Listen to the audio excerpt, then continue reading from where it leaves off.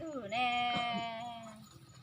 ấy cho nhung rồi tôi chỉ muốn ít rồi họ từ liền sao tôi chỉ xỉa cho hắn thấy chỉ bỏ cho nhung là thế nào ở từ nó chứ niệm chế nhung hả nhà trên cho bên thế nhiều số thế ta kỳ non trên nó chạy tan trên đặc áp bên thế nhiều số chỉ bỏ nhiều đến trên bên thế nhiều số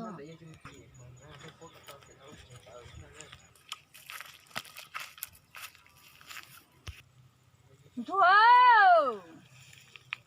Wow! Có mua khó từ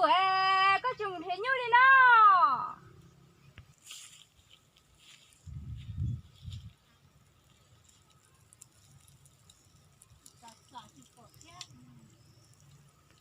Nên chỗ này cha chỉ bỏ kia đây nè, quá chi lỡ. Ô, yaอยู่อ่ะตอนจีบเนี่ยที่เจนเช่ก็เนี่ยจะในต้นเทียนอยู่หรอ nhưng mà Thôi không? Thế toàn thuê ít nó chỉ bỏ chua lo chê, ít nó chê. Thế là tôi bỏ tuổi hay chê, tôi bỏ chua chê bé một trẻ không? Ấy tôi đừng nói cả lễ chỉ nó lo nữa mà đi. Nó được xu.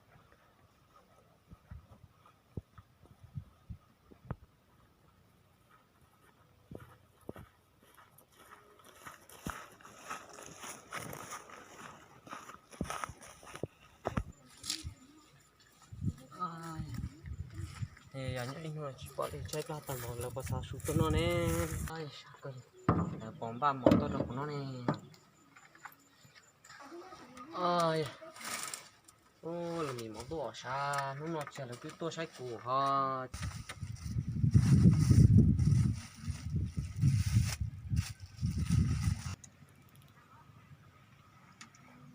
ô chỉ muốn chừng cho món này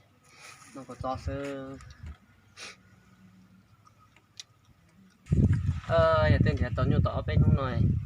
có những chuyện chơi của tao một chơi một hai ngày sáng lâu ya dù là tao đâu cũng trẻ luôn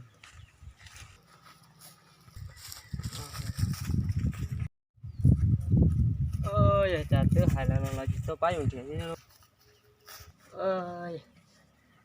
chả thứ hai là tôi dùng trẻ chả giờ chỉ tôi đâu dùng trẻ chứ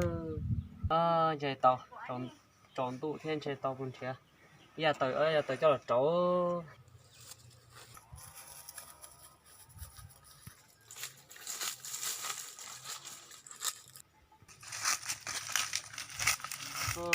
thế cần không để trong này tạo được quá trình nó tạo đây